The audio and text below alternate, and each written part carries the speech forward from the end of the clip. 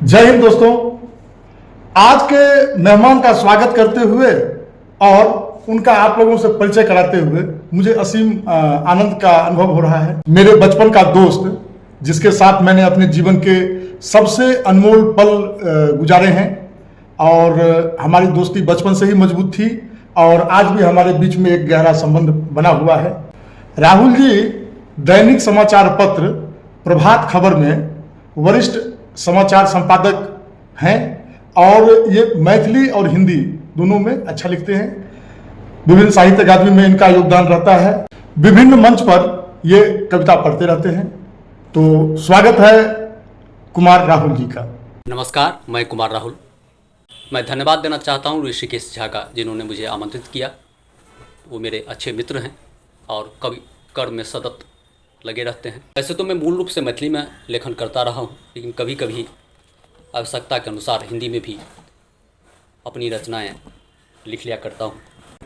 कविता सुना रहा हूँ जिसका शीर्षक है शरद पूर्णिमा। चाँद के पास है बादलों का आंचल, बाँस के झुरमुट से दिखता है आधा मुखड़ा, उसके आसपास है हवा की झीनी चादर। चाँद के पास है बादलों का आंचल, बाँस के झुरमुट से दिखता है आधा मुखड़ा, उसके आसपास है हवा की झीनी चादर। धरती की सबसे प्यारी नेमत, माँ की लोरी में उसका नाम। वह बचा है तो बची है धरती पर सबसे सुंदर कविता, बच्चों की तोतली बोली में नाम की पुकार। वह बचा है तो बची है धरती पर सबसे सुंदर प्रेम कविता, बच्चों की तोतली बोली में नाम की पुकार। इस विकट समय में चाँद बचा है तो बचे हैं अमृत सुख। इस विकट समय में चाँद बचा है तो बचे हैं अमृत सुख।